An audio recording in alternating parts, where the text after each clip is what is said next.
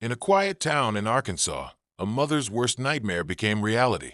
On a seemingly ordinary November morning in 2012, she discovered her daughter had vanished without a trace.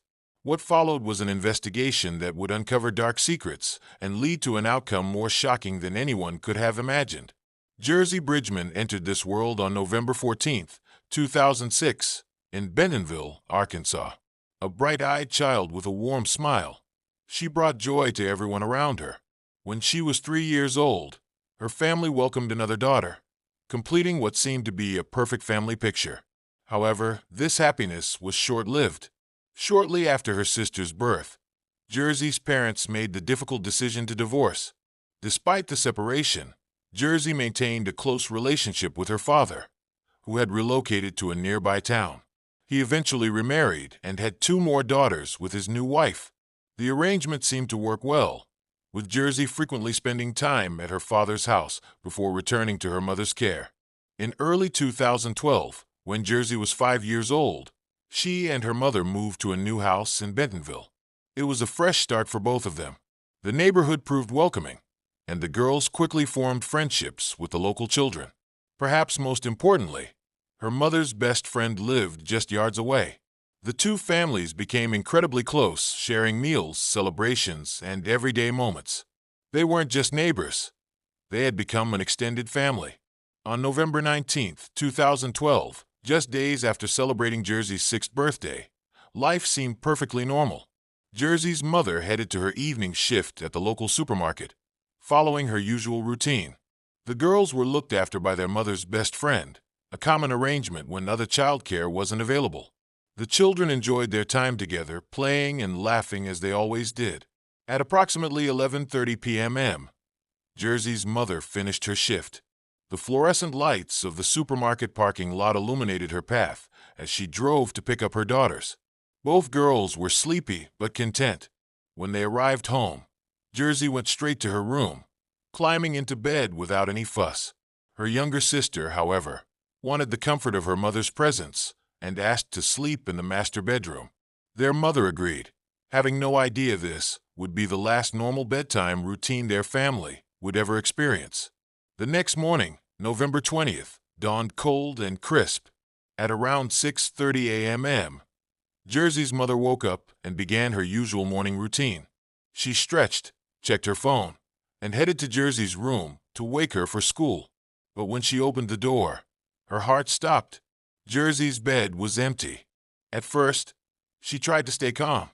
Perhaps Jersey had woken early and was playing somewhere in the house. She called out Jersey's name, her voice echoing through the quiet rooms. No response. She searched every room, looking in closets, under beds, behind furniture, anywhere a child might hide. With each empty space, her panic grew. Growing increasingly desperate, she called her own mother, her voice shaking as she explained the situation. Her mother suggested checking all of Jersey's favorite hiding spots again, reminding her how children sometimes play these games. But something felt different this time. This wasn't like Jersey at all. Through the window, Jersey's mother spotted her best friend sitting on her front porch nearby. Hope flickered briefly. Jersey often went to play with her friend's children. Maybe she had woken up early and sneaked over there. But when she asked her friend, the answer was no. Nobody had seen Jersey that morning. The friend immediately joined the search, both women now calling Jersey's name as they combed through the neighborhood. They checked backyards, looked under porches, and peered into bushes. Other neighbors, hearing the commotion, began to emerge from their homes, asking what was wrong. The community quickly mobilized to help search, but there was still no sign of the little girl. By now, Jersey's mother's hands were shaking so badly she could barely hold her phone to dial 911. The dispatcher's voice was calm and professional as she took down the details, but the gravity of the situation was clear. Within minutes, the quiet neighborhood streets were filled with the sound of approaching police sirens. The police response was swift and methodical.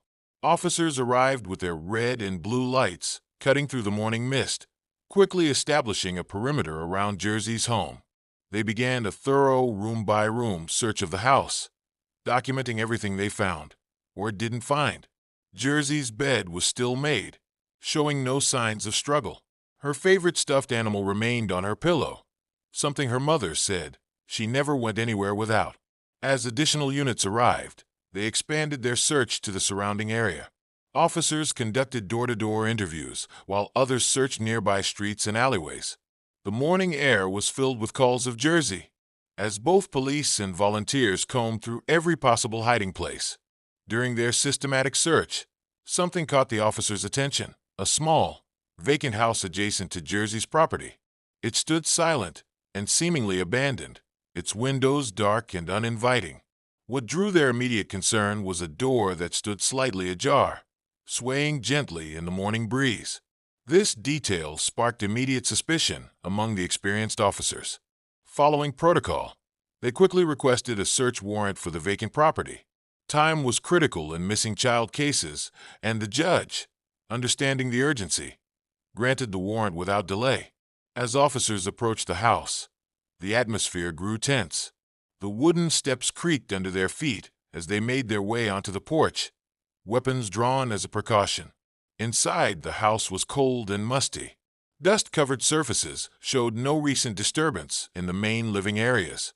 The officers moved methodically through each room, their flashlight beams cutting through the darkness. Empty rooms, vacant kitchen. Nothing seemed out of place until they reached the bedroom. One officer, following his training to be thorough, approached a closet door in the bedroom. As he reached for the handle, the air seemed to grow heavier. What he discovered inside would haunt everyone involved in the case for years to come. There, in the darkness of the closet, lay Jersey's body. The scene was horrific. The young girl had been stripped of her clothing, and visible marks around her neck indicated strangulation. The officer who made the discovery, a veteran of 15 years on the force, later admitted this was one of the most difficult moments of his career. The quiet morning erupted into a flurry of activity. Crime scene technicians were called in immediately. The vacant house transformed from a simple search location into a complex crime scene. Yellow police tape created a perimeter around both properties as forensics teams in white suits began their meticulous work.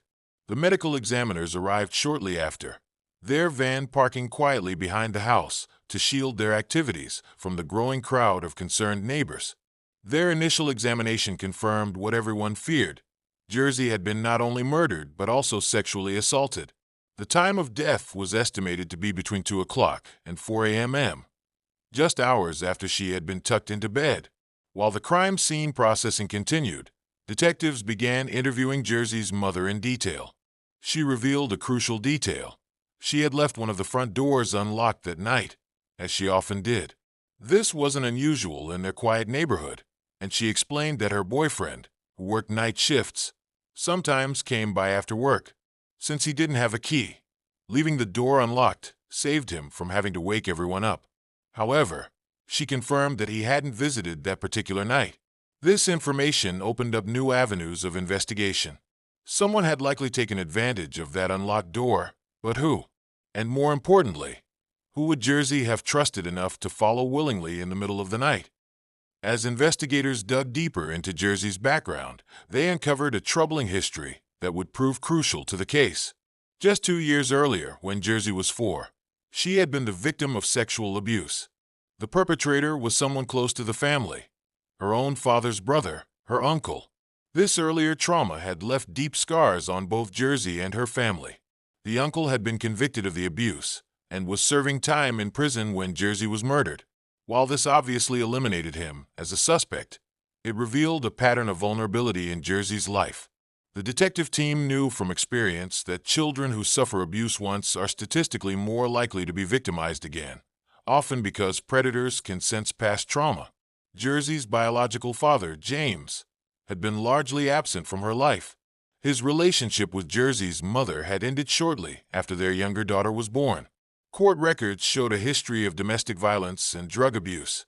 When interviewed by detectives, James was incarcerated in a state prison for unrelated charges.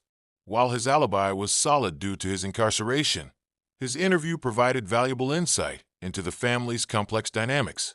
James spoke at length about his brother's abuse of Jersey, expressing deep shame and anger that he hadn't been there to protect his daughter. He also mentioned something that caught the investigators' attention: his concerns about who his ex-girlfriend allowed around their children. Specifically, he mentioned her new boyfriend's teenage son, Zachary. This information led detectives to take a closer look at the mother's boyfriend and his family. The boyfriend, Mark, worked night shifts at a local factory and had a solid alibi for the night of the murder. However, his 15-year-old son Zachary had been staying with him every other weekend, including the weekend before Jersey's murder. Interviews with neighbors revealed that Zachary was often seen around the neighborhood, frequently spending time near Jersey's house even when his father wasn't there. One neighbor recalled seeing him watching the girls play from his father's front porch. Another mentioned that Jersey seemed uncomfortable around him, often running inside when he approached. The investigation team also discovered that Zachary had a troubled history of his own. School records showed multiple disciplinary actions for inappropriate behavior toward female classmates. He had been required to attend counseling sessions after an incident involving another student, though the details were protected due to his juvenile status. Most disturbing was a report filed just months before Jersey's murder. A teacher had reported concerning behavior when Zachary was caught looking up explicit material on a school computer. The school's counselor had noted in her reports that he showed an unusual interest in young children, but due to his age and lack of previous serious offenses, the incident was handled internally by the school. These revelations shifted the focus of the investigation. While detectives continued to pursue other leads, Zachary's connection to the case became impossible to ignore. They needed to understand his movements on the night of the murder and, more importantly, his relationship with Jersey. The investigation team's approach to Zachary required careful planning.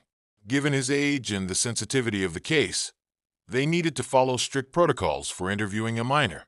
His initial interview was conducted with his mother present as his legal guardian.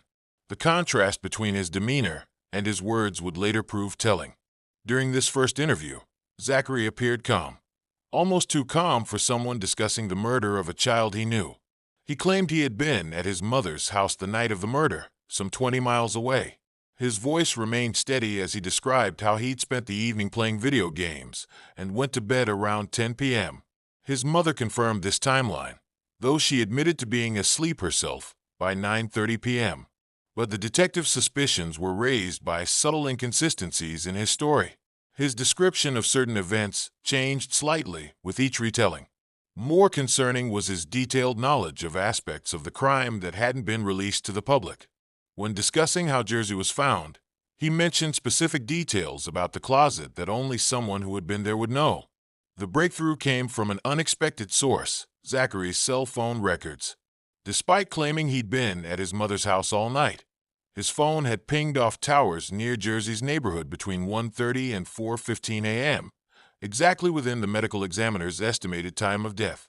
When confronted with this evidence in a follow-up interview, Zachary's careful composure began to crack.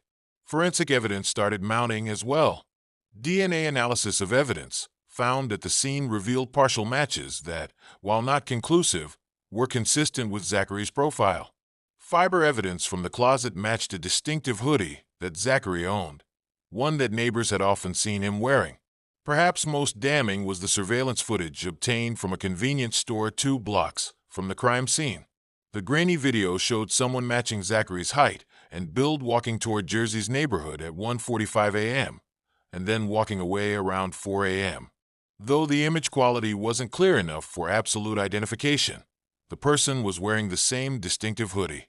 The investigation team also discovered that Zachary had been secretly watching Jersey for weeks.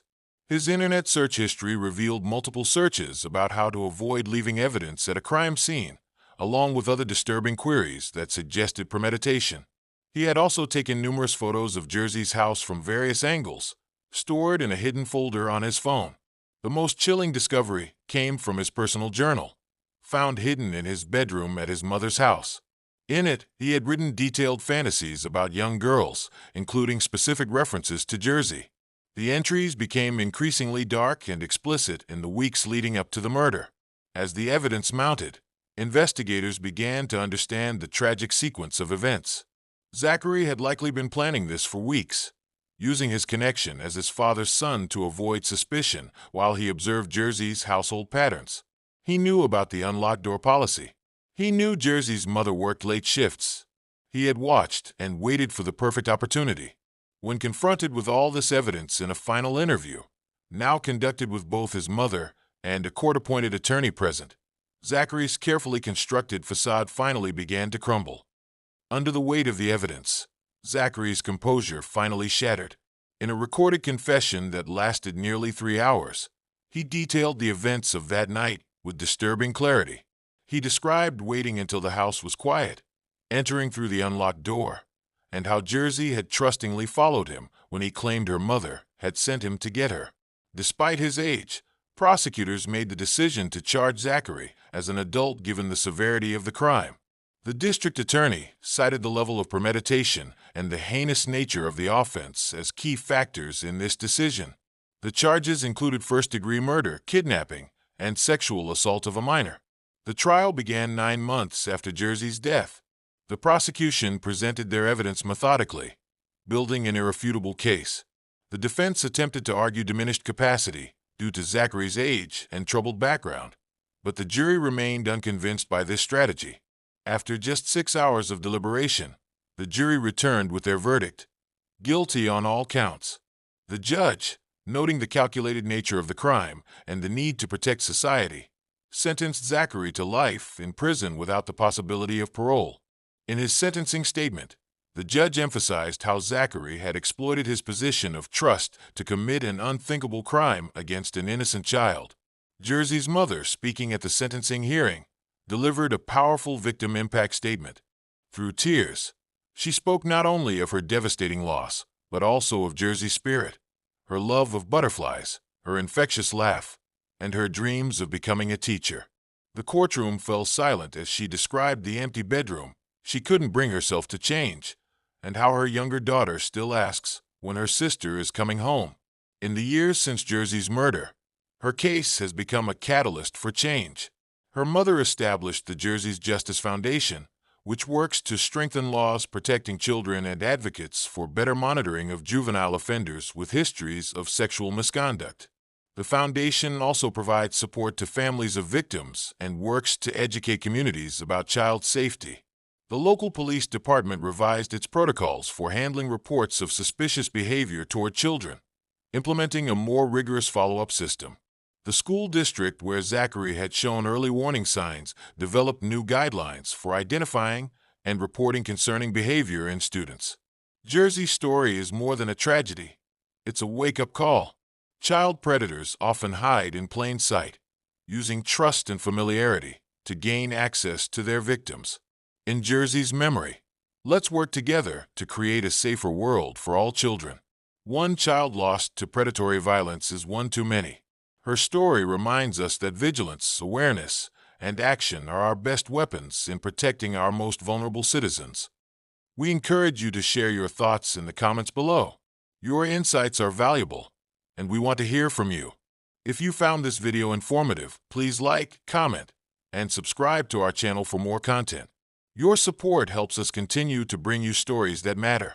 Stay tuned for our next video, where we will investigate another intriguing cold case that explores the complexities of human relationships and the choices that lead to life-altering consequences. Don't miss it.